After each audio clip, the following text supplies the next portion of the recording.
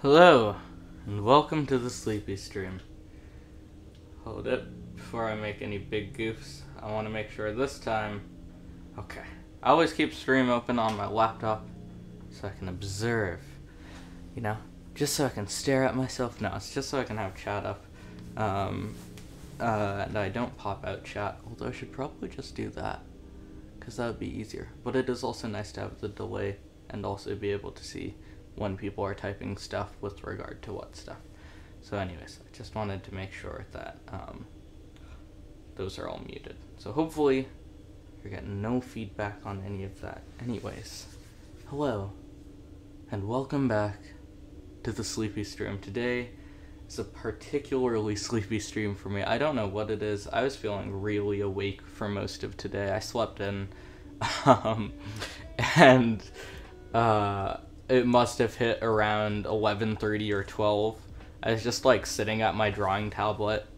I'm working on a couple animations right now. I was just sitting at my desk at probably, I think it was 11:30, and I just realized I'd been holding my pen trying to redraw this one line over and over and over again.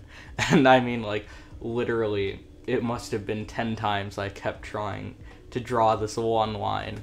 And I was like, yeah, okay, I think we're getting tired. So at 11:30, I decided to be a little bit of a bum, and I was like, okay, we'll switch over to something like Netflix, which wasn't the move, honestly, because that, at least you're doing something when you're animating. When you're watching Netflix, you're just like, yes, pour over me, Jason Bateman. Let me know how that show is going. Ozark? Oh, yes. I will sit here and observe. It's a party. Oh boy. Anyways, I'm all cozied out. I hope you guys are cozied up as well. I've currently got, what do I have with me? I've got my pupper. I've got a pullover, my duvet cover, which I always have. I've of course got our copy of Harry Potter and the Philosopher's Stone, illustrated. Gotta love it. And my laptop. Tonight I've got a lovely new tea, which I haven't had before, which is an apple spice tea. It honestly tastes a little like it's on the cusp of being cidery, but not quite, very good, gotta love it. Okay, gonna take a nice sip of that.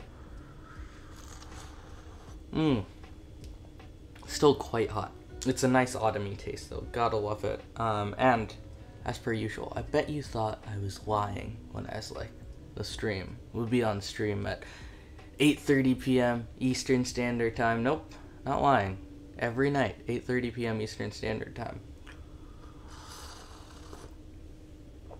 Oh, that is very good. Very cozy, that tea. Here we go, though. Here's an interesting thing, hear me out, for tonight. Tomorrow night, even. Tomorrow night, as I have promised, we're playing video games. That's right. 6:30 p.m. Eastern Standard Time. If you were to hop on twitch.tv/Blashwath, don't know why I'm plugging again, because you already know where this is. But if you were to pop up here, 6:30 p.m. Eastern Standard Time, you're going to find me playing Nier Automata. We're going to try and start on time for that one. Give it a bit of leeway, because that's a story-based game. The stream will be live at 6:30 p.m. Gameplay, actual content, probably going to start around 6:40, 6:45, just because people tend to trickle in. And then, if gaming is not your thing, don't worry. If you're just here for Harry Potter and the Philosopher's Stone, you are set, because 8:30 p.m. Eastern Standard Time, we will be streaming reading of Chapter 5, Harry Potter and the Philosopher's Stone, here on stream tomorrow after the gameplay. So, if gameplay is your thing, well, you have something to look forward to tomorrow. And if Harry Potter is your thing, you still have something to look forward to tomorrow. Everyone wins, okay? It's gonna be awesome. So, that's my little confiding in you guys. Anyways, I hope everyone's, we always take a little bit of time before the stream actually starts, or the reading starts on stream, so we can all get a little cozy.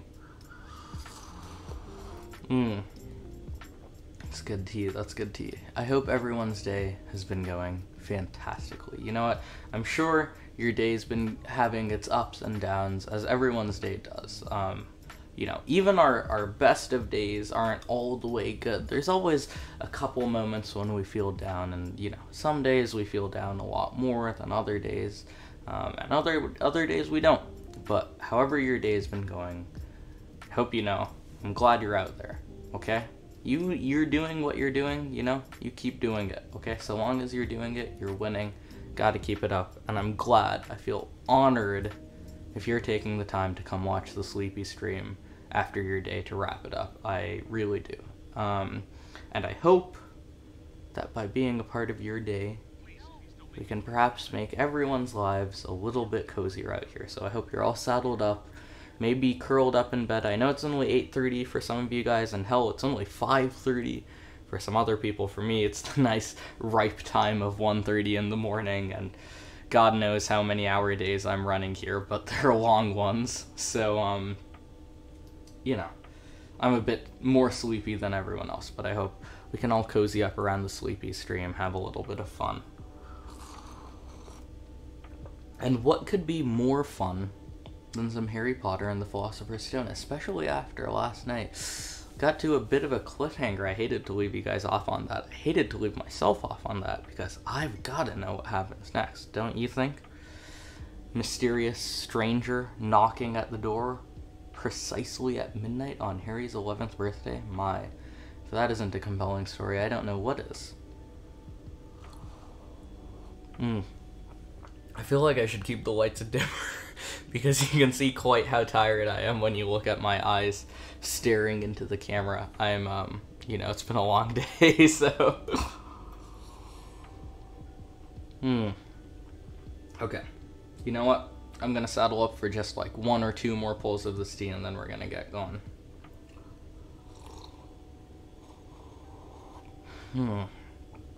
You know, I would strongly recommend... I feel like there are a good number of evening beverages you can do. I think for the longest time I've always done hot chocolate. Hot chocolate's always been a go-to for me. I think nothing, like, it's not biological, but it's chemically proven that hot milk, warm milk, that is to say, puts you to sleep. If you're having trouble sleeping and you drink a glass of milk before bed, it will mellow you right out. It has something to do with so I wish I knew more. I think it's something in the milk. It's not the lactose, but it's something in the milk that comes out when it's hot, like some of the way the proteins break down or something. Really helps put you to sleep. So I always used to do Nesquik. A lot of times nowadays I mix it up. As you can see, I've got a huge stash of various beverages and cookies here, but a nice decaffeinated tea, or not even decaffeinated, a non-caffeinated tea. I've got like licorice tea, got some strawberry, raspberry, a couple more over there. There's a salted caramel tea I've got, and this apple spiced one. Oh, there's just nothing like a warm beverage, you know? A nice warm beverage when you're holding it in your hands like this, in a cozy little mug. It just warms up your fingers and you mull over it. Maybe you read a book while you're mulling over your warm beverage, your tea or your milk. Or maybe someone else is reading a book for you. And maybe that book is... I hit myself in the chin there. I hope you didn't see that. Maybe that book is Harry Potter and the Philosopher's Stone.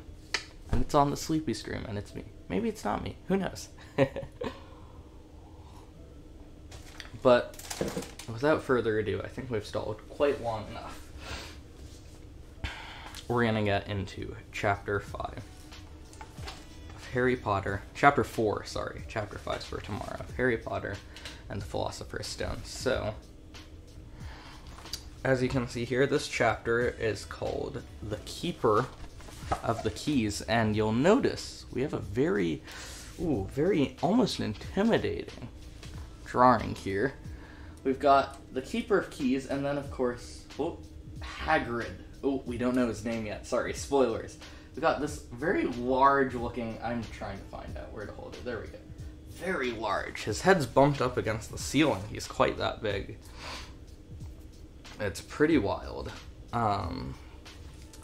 So yeah, quite an intimidating sight, you know, the light bulb dangling next to his head looks quite small. But anyways, here we go. Harry Potter and the Philosopher's Stone, Chapter 4, The Keeper of the Keys. Boom! They knocked again. Dudley jerked awake. "Where is the cannon?" he asked stupidly. There was a crash behind them, and Uncle Vernon came skating into the room. He was holding a rifle in his hands. Now they knew what had been in the long, thin package he had brought with them. "Who's there?" he shouted. "I warn you, I'm armed." There was a pause. Then, smash! The door was hit with such a force that it was swung clean off its hinges, and with a deafening crash, landed flat on the floor. A giant of a man was standing in the doorway. His face was almost completely hidden by a scraggly beard and a long, shaggy mane of hair, but you could make out his eyes, glinting like black beetles under all the hair. The giant squirmed his way into the hut, stooping so that his head just brushed against the ceiling. He bent down and picked up the door and fitted it easily back into its frame. The noise of the storm outside dropped a little. He turned to look at them all. "Couldn't make a cup of tea, could you? It's not been an easy journey." He strode over to the sofa where Dudley sat frozen in fear. "Budge up, you great lump," said the stranger. Dudley squeaked and ran to hide behind his mother. He was crouching, terrified behind Uncle Vernon. "And here's Harry," said the giant. Harry looked up into the fierce, wild, shadowy face and saw that the beetle eyes were crinkled into a smile. "Last time I saw you, you was only a baby," said the giant. "You look a lot like your dad, but you got your mom's eyes." Uncle Vernon made a funny rasping noise. "I demand that you leave at once, sir," he said. You're breaking and entering." "Ah, shut up, Dursley, you great prune," said the giant. He reached over the back of the sofa, jerked the gun out of Uncle Vernon's hands, and bent it into a knot as easily as if it had been made of rubber, and then threw it into the corner of the room. Uncle Vernon made another funny noise, like a mouse being trodden on. "Anyway, Harry," said the giant, turning his back to the Dursleys, "a very happy birthday to you. Got something for you here. I might have sat on it at some point, but it'll taste all right." From an inside pocket in his black overcoat, he pulled a slightly squashed box. Harry opened it with trembling fingers. Inside was a large, sticky chocolate cake with "Happy Birthday, Harry" written on it in green icing. Harry looked up at the giant. He meant to say thank you, but the words got lost on the way to his mouth. So instead what he said was, "Who are you?" The giant chuckled. "True, I haven't introduced myself. Rubeus Hagrid, keeper of keys and grounds at Hogwarts." He held out an enormous hand and shook Harry's whole arm.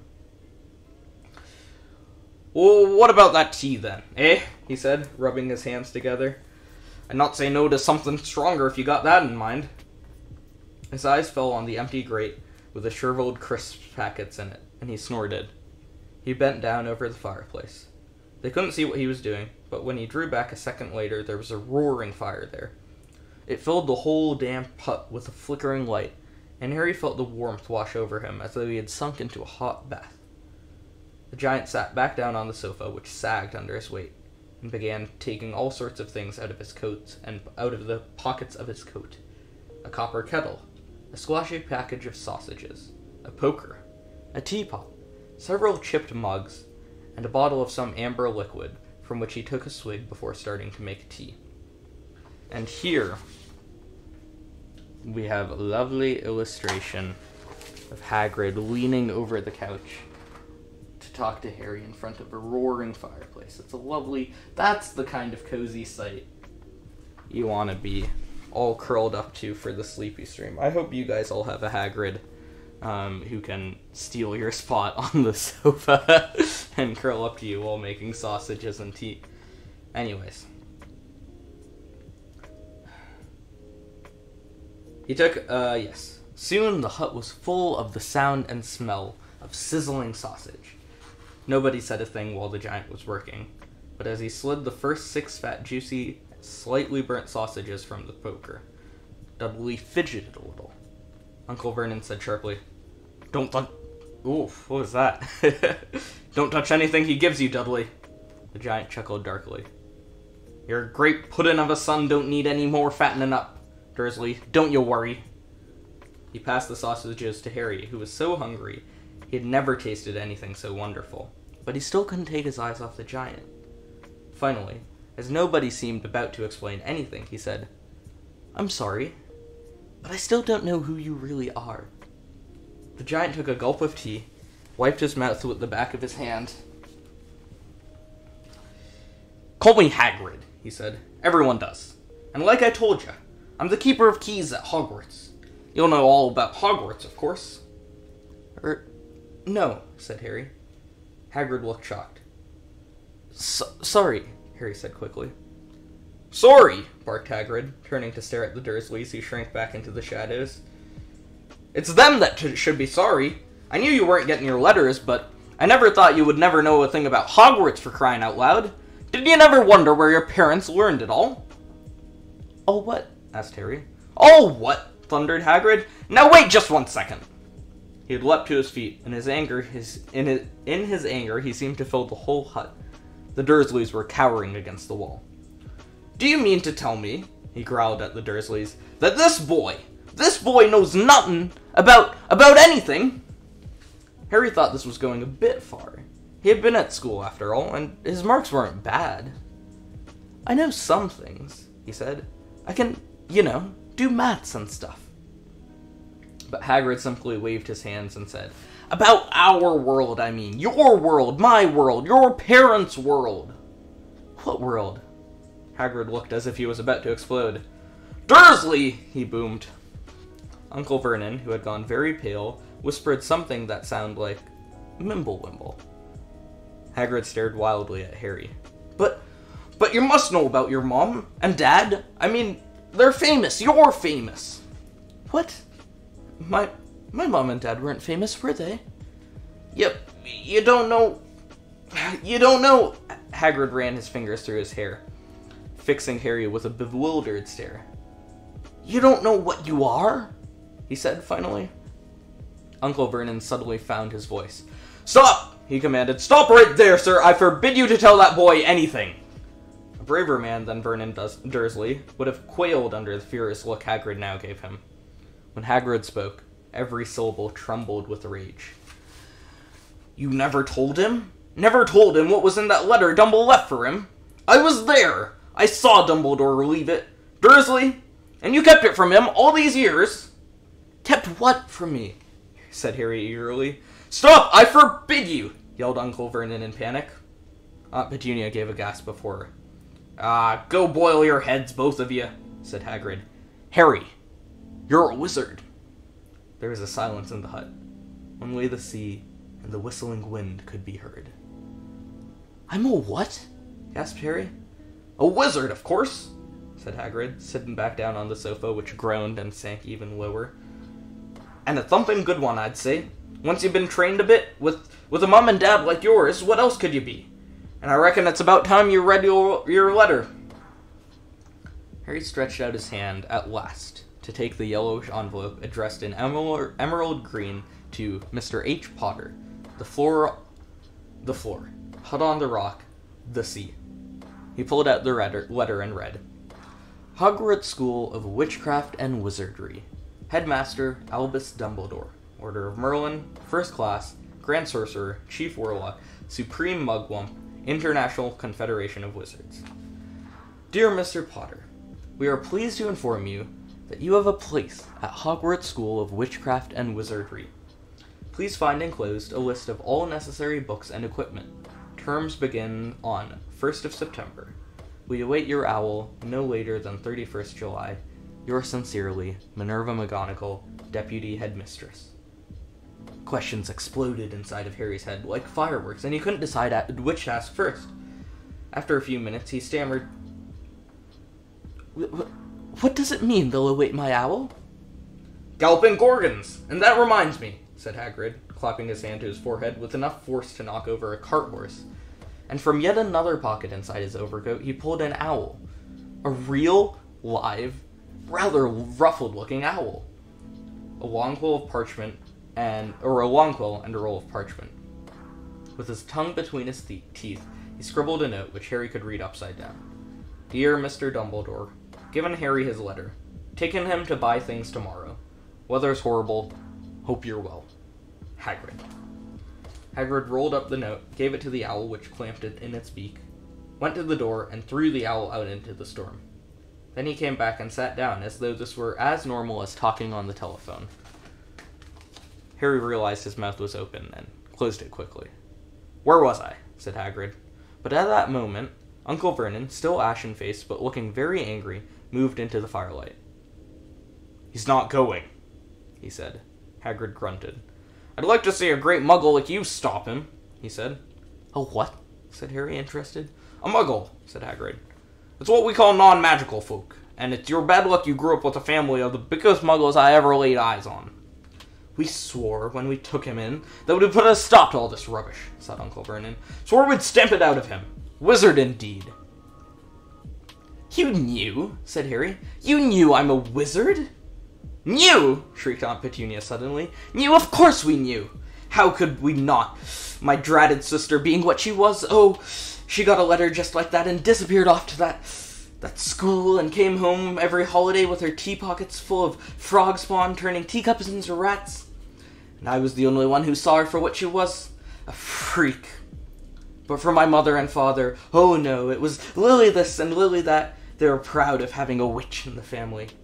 She stopped to draw a deep breath and then went ranting on. It seemed she had been wanting to say all of this for years. And then she met the Potters at the school, and they left and got married and had you, and of course I knew you'd be just the same, just as strange, just as abnormal. And then, if you please, she went and got herself blown up, and we landed with you. Harry had gone very white. As soon as he found his voice, he said, Blown up? You told me they died in a car crash. Car crash? Roared Hagrid, jumping up so angrily that the Dursleys scuttled back into their corner. How could a car crash kill Lily and James Potter? It's an outrage, it's a scandal. Harry Potter not knowing his own story when every kid in the world knows his name. But why? What happened? Harry asked urgently. Also, before we continue, very intimidating photo of the Dursleys cowered up against a wall, as we can see Hagrid's shadow looming over them. Quite intimidating. The anger faded from Hagrid's face. He looked suddenly anxious. I never would have expected this, he said in a low, worried voice. I had no idea. When Dumbledore told me there might be trouble getting a hold of you, how much you didn't know. Harry, I don't know if I'm the right person to explain it to you, but someone's gotta. You can't go off to Hogwarts not knowing nothing. He threw a dirty look at the Dursleys. Well, it's best you know as much as I can tell you. Mind, I can't tell you anything, everything. It's a great mystery, parts of it. He sat down and stared into the fire for a few seconds, and then said, It begins, I suppose, with a person called... But it's incredible you don't know his name. Everyone in our world does. Who? Well, I just don't like saying the name if I can't help it. No one does. Why not? Gulping gargoyles, Harry. People are still scared. Blimey, this is difficult. See, there was this wizard who went bad. As bad as you can go. Worse. Worse than worse. His name was... Hagrid gulped, but no words came out. Could you write it down? Suggested Harry. Nah, I can't spell it. All right. Voldemort. Harry shuddered. Don't make me say it again. Anyways, this wizard about 20 years ago now started looking for followers. Got him too. Some were afraid, some just wanted a bit of his power, because he was getting himself power, all right. Dark days, Harry. Didn't know who to trust, didn't know who to get friendly with strangers, witches, or wizards. Terrible things happened. He was taken over. Of course, some stood up to him, and he killed them. Horribly. Only safe place left to go was Hogwarts. Reckon Dumbledore was the only one you know who was afraid of. Didn't dare try taking him to school, not just then anyway. Now, your mom and dad were as good a witch and wizard as I ever knew. Head boy and girl at Hogwarts in their day. Suppose the mystery is why you know who never tried to get him on his side before. Probably knew they were too close to Dumbledore and to want anything to do with the dark side. Maybe he just thought he could persuade him. Maybe he just wanted them out of the way. All anyone knows is he turned up in the village where y'all were living on Halloween 10 years ago. He was just a year old. He came to your house and... Hagrid suddenly pulled out a very dirty, spotted handkerchief and blew his nose with a sound like a foghorn. "Sorry," he said, "but it's just sad. Knew your mom and dad and nicer people, and you couldn't find any... Anyway, you know who killed him, and the real mystery of the thing, he tried to kill you too. Wanted to make a clean job of it, I suppose, or maybe he just liked killing by then, but he couldn't do it. Never wondered how you got that mark on your forehead? That was no ordinary cut. That's what you get when a powerful, evil curse touches you. Took care of your mom and dad in your house even, but it didn't work on you. And that's why you're famous, Harry. No one ever lived after he decided to kill him. No one except you.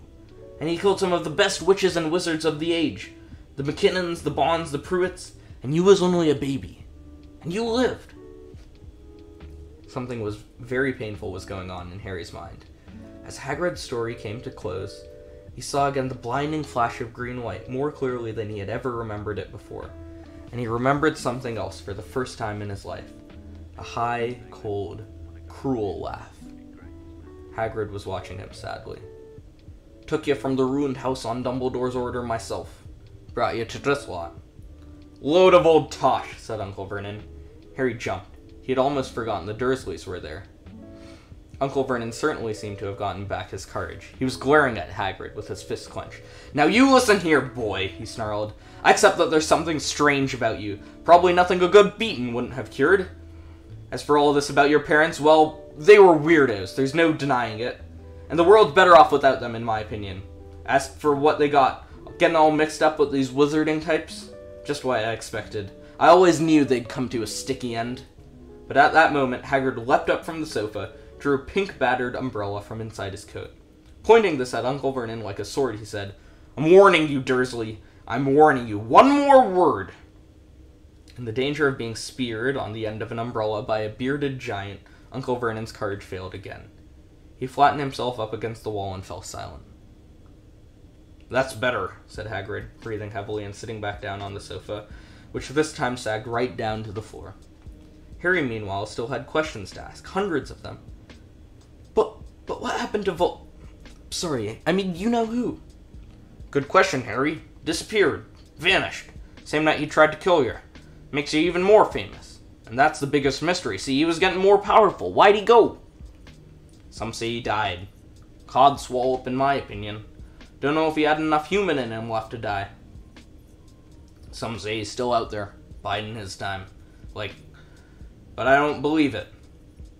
People who was on his side came back to ours. Some of them out of kindness, kind of traces. Don't reckon they could have done it if he was coming back. Most of us reckon he's still out there somewhere, but lost his powers. Too weak to carry on. 'Cause something about you finished him, Harry. There was something going on that night he hadn't counted on. I don't know what it was, no one does, but something about you stumped him, all right." Hagrid looked at Harry with warmth and respect blazing in his eyes. But Harry, instead of feeling pleased and proud, felt quite sure that there had been a horrible mistake. A wizard? Him? How could he possibly be? He'd spent his life being bullied and clouted by Dudley and bullied by Aunt Petunia and Uncle Vernon. If he was really a wizard, why hadn't they been turned into warty toads? Every time they'd try to lock him in his cupboard.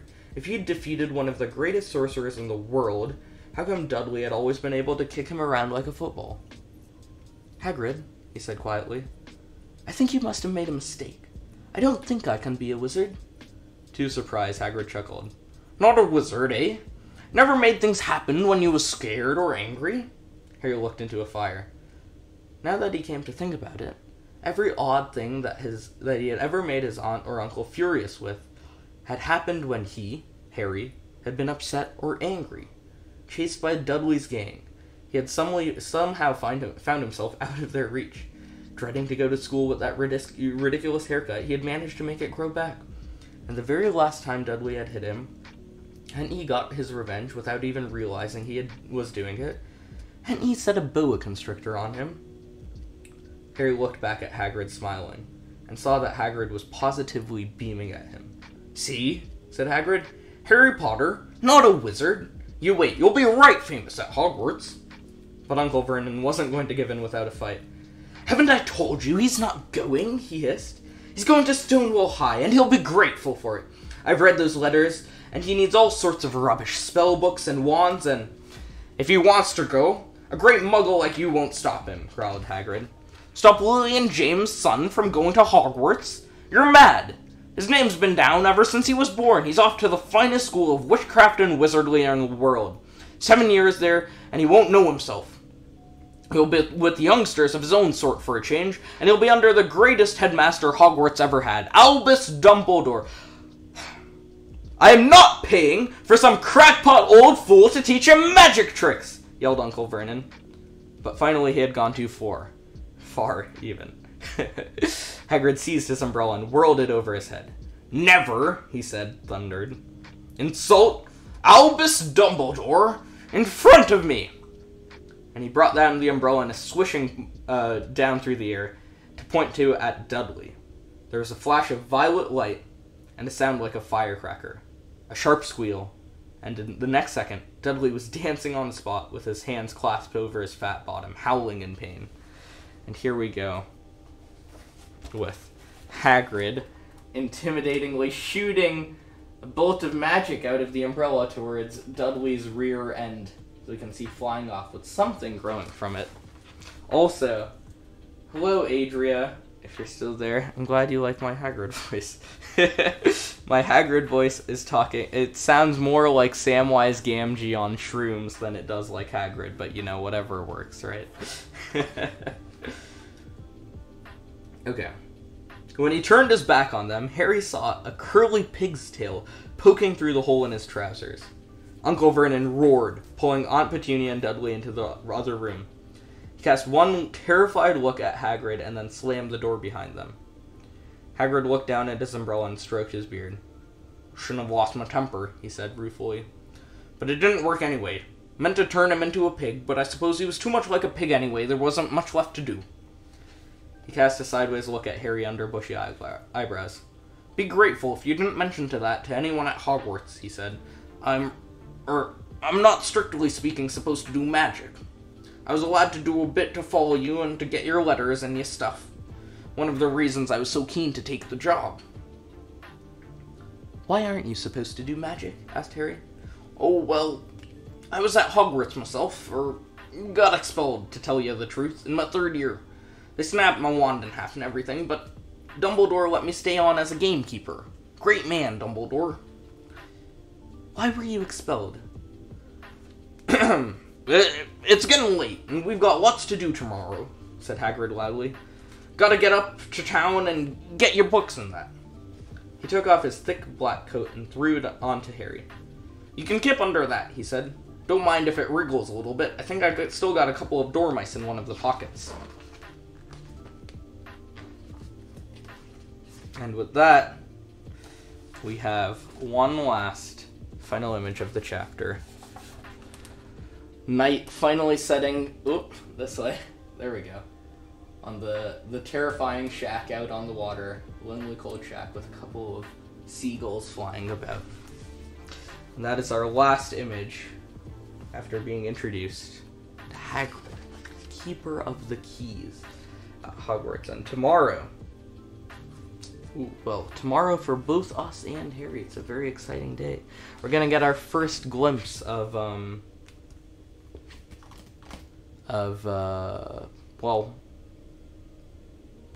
wizarding world as it is, really. You know, we've seen Hagrid, we've seen bits and pieces as we go along, but tomorrow going into town, that'll be exciting. Finally seeing normal wizarding life instead of just snatches of it through Muggle life.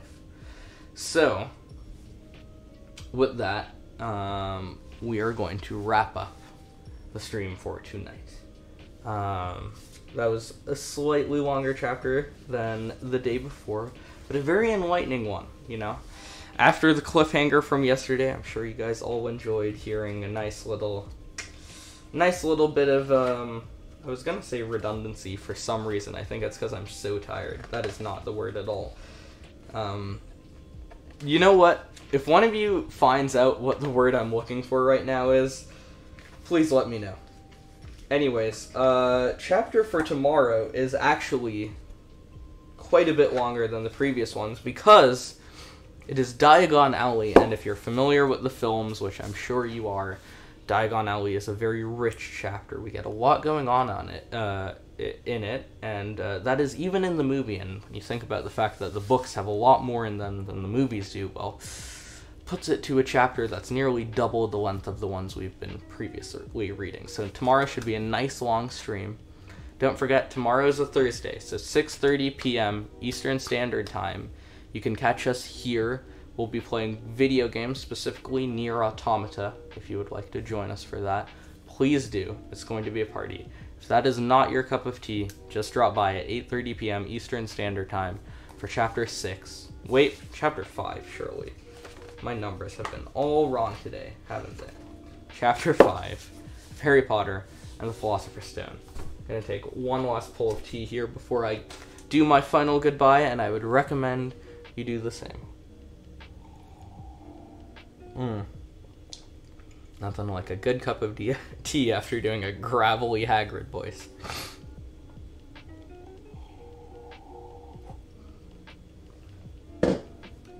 Well, you have no idea what sentence I'm forming.